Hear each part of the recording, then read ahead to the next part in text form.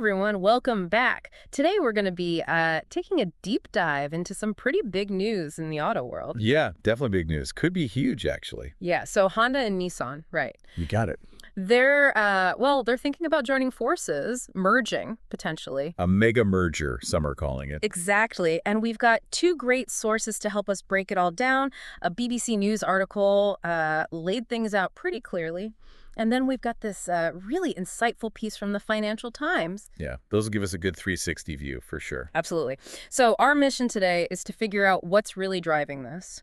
Why would two of Japan's biggest car companies even think about this? Right, because on the surface you think, wait, aren't they already giants? But Exactly. I mean, Honda, they're number 2 in Japan's car industry, right? Yeah. And Nissan's right behind them at number 3. That's right. So this merge, I mean, it could really shake things up, not just in Japan, but globally. And both companies are being super careful about what they're saying publicly. Oh yeah, those official statements. Classic corporate speak. Right. We're not confirming or denying anything, blah, blah, blah. But they're not exactly shutting down the rumors either. So what's the real story here? What's pushing them towards this? Well, the elephant in the room. China. China. Specifically the electric vehicle market in China. It's exploding, and both Honda and Nissan, they're losing ground there. Ah, so they're feeling the heat. Big time. They're facing some really fierce competition. Like who are the big players they're worried about? Well, you've got companies like BYD. They're not just doing well, they're actually outselling Tesla in China. Wow, outselling Tesla. That's impressive. It is. BYD's been super strategic. They're making EVs that are affordable. They've got a diverse range of models. So they're appealing to a wider range of buyers. Exactly. And they've really nailed their supply chain, which helps keep costs down. So Honda and Nissan, they're kind of behind the curve on that. Yeah, they've been a little slower to adapt to what Chinese consumers are looking for in an EV. So in that context, this merger, it starts to make more sense, doesn't it?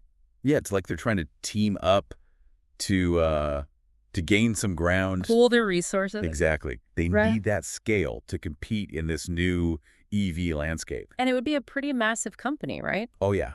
If they merge, they'd instantly become the world's third largest automaker, Wow. right behind Toyota and Volkswagen. So suddenly they've got a lot more clout. You bet. It gives them more muscle to make those big investments in EV development and the software side of things, which is becoming more and more important. Oh, yeah, you're right. When you say software, what exactly are we talking about? Like, what kind of software is crucial for these car companies nowadays? We're talking about everything from the systems that help you drive, like the driver assistance stuff, Right. to the entertainment systems in the car, and then really importantly, the software that manages the battery. So it's not just about the hardware anymore. No way.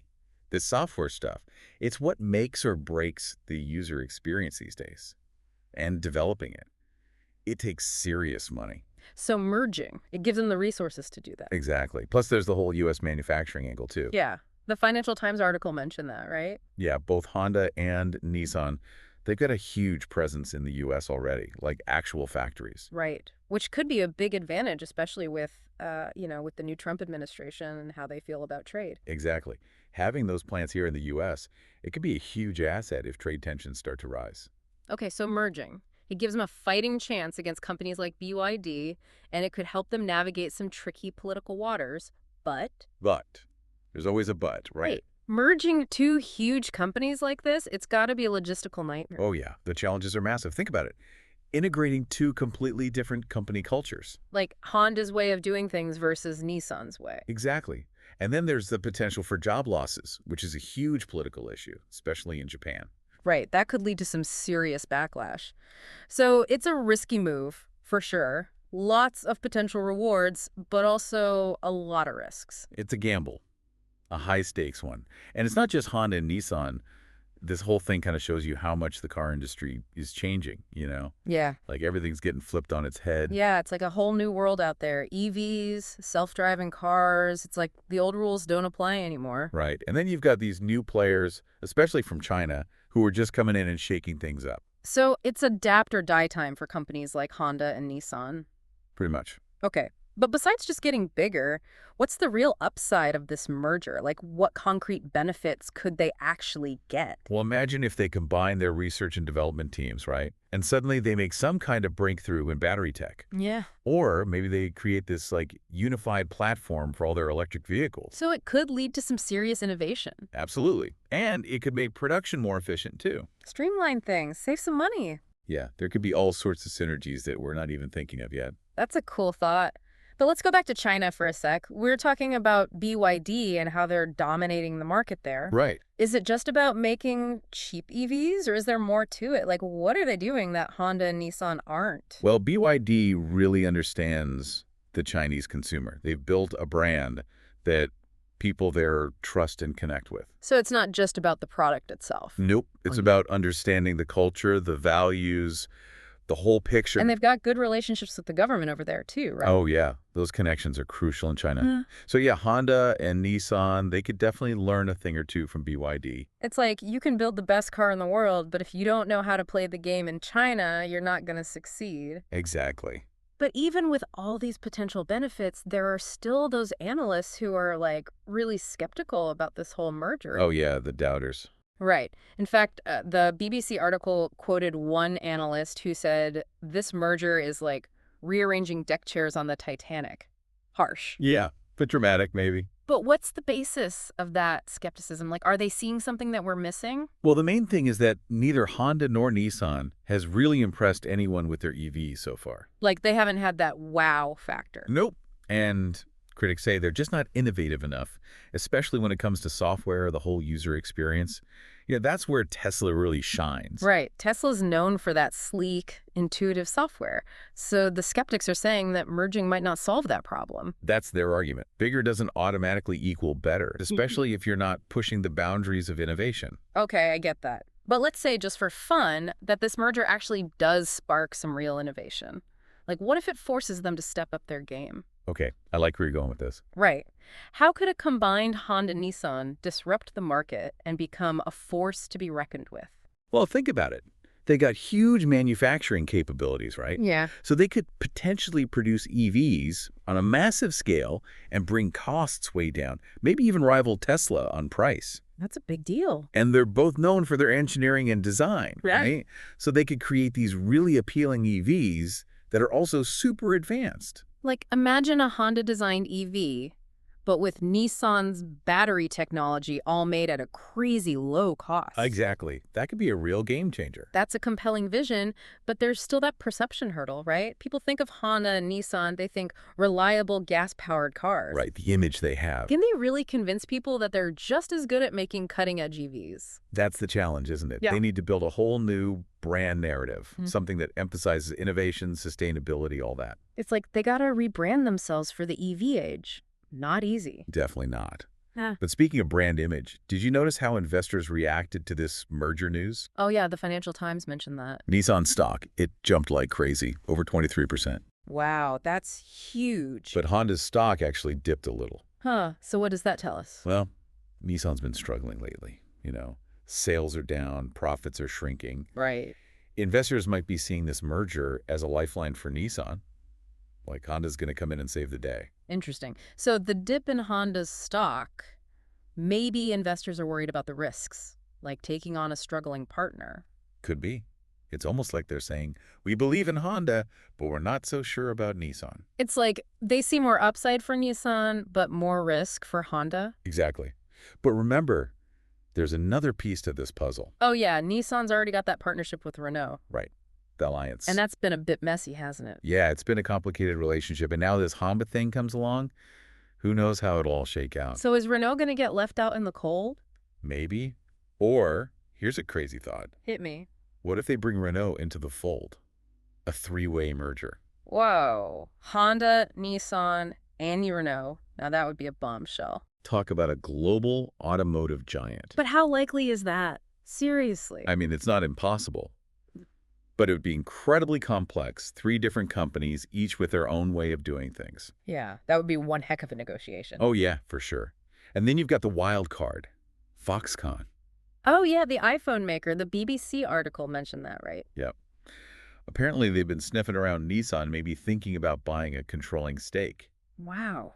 So could we see a tech giant like Foxconn getting into the car business? It's a real possibility. It just shows how much the lines are blurring between tech and cars. Yeah, everything's converging. And Foxconn, they bring a lot to the table: manufacturing expertise, supply chain know-how. And of course, all that cutting edge technology. Right. They could really help Nissan speed up their EV development, maybe even challenge Tesla. But wouldn't that be a huge culture clash, like tech versus traditional car making? Oh, absolutely. Yeah. There'd be bumps in the road for sure. But the potential rewards, they'd be enormous. Imagine the kind of innovation you could get from a Foxconn-Nissan partnership. It's mind-blowing, right? So we've got this Honda-Nissan thing brewing, maybe Renault joins the party, and then there's Foxconn lurking in the background. It's like a real-life soap opera. Seriously, the Right. whole car industry is going through this crazy transformation. And we're right in the middle of it. It's a wild time to be watching all this unfold. Okay, so we've talked about the merger, the competition, the wild cards, but what does it all mean for the average person out there? Like, what's the future of driving going to look like? That's the big question, isn't it? But I think we can safely say that cars are going to be smarter, more connected, and definitely more electric. It's not just about the engine anymore. It's about the whole experience, the tech, the connection. Exactly. And with companies like Tesla pushing the envelope, the old school car makers, they're feeling the pressure. They got to evolve or get left behind. And maybe, just maybe, this Honda-Nissan merger, it's their way of trying to do that. But is it enough? I guess we'll have to wait and see. It really does feel like we're watching history in the making, you know? Yeah, absolutely. I mean, you got these huge companies, Honda and Nissan, trying to adapt to this whole new world. Right. And then you've got Tesla and BYD. They're already shaking things up. It's like, who's going to come out on top? It's a battle for the future, that's for sure. And the decisions they make now, those have a ripple effect for years to come. Speaking of decisions, let's put ourselves in the driver's seat for a minute. Imagine this merger actually happens, right? What would you, as a car buyer, want to see from this new company? Ooh, that's a good one. I think for me, it all comes down to innovation. Are they serious about pushing the boundaries? Like, are they just playing catch up or are they going to lead the pack? Exactly. They got to show us they're not just slapping batteries into old designs. They need to be innovating in battery tech, software, self-driving features, the whole nine yards. Okay, so they got to have the tech. But they also need to win over the hearts and minds, right? Yeah, branding is huge. They're basically creating a whole new brand from scratch. Right, it's not just Honda, it's not just Nissan, it's this new thing. Exactly. They need a story that resonates with people. A story about sustainability, about cutting-edge tech, about a better driving experience. So it's like build amazing cars, but also tell an amazing story. But let's be real, even if they do all that, they've still got to face the music. Meaning? Can a combined Honda-Nissan really take on Tesla and BYD? Those guys are playing at a whole other level. It's a tough question. Yeah. I think they need to find their niche, you know? What can they offer that nobody else can? Like maybe they go all in on affordable family EVs. Or maybe they focus on a specific market, like Southeast Asia, where they're already strong. Exactly. They need to carve out their own space, find that unique value proposition. It's like instead of trying to be everything to everyone, they need to be the best at something specific. But hey, remember Renault? What about a three-way merger? Crazy. Right. Crazy, but maybe not impossible. Think about it. A Honda-Nissan-Renault alliance. They'd be a global force. Yeah, but merging three companies, that's got to be 10 times harder than merging two. Oh yeah, for sure. Different cultures, different priorities. It would be a massive undertaking. And then there's Foxconn. They could throw a wrench in the whole thing. Right. If they take control of Nissan, it changes everything. Suddenly you've got a tech giant calling the shots. Yeah, Foxconn's got the manufacturing power, the tech know-how. They could really accelerate things for Nissan. No doubt. But imagine the culture clash. Tech versus traditional car making. It'd be a wild ride. So many possibilities, so many unknowns. It's exciting and kind of scary at the same time. That's the car industry right now. It's a whole new ballgame. And for everyone listening, this is just the beginning. Stay curious, keep asking questions, and let your voice be heard. Because the future of driving, it's being shaped right now. That's right. And as this story unfolds, we'll be here to break it all down for you. So buckle up, folks. The road ahead is going to be interesting. Thanks for joining us on this deep dive, and we'll catch you next time.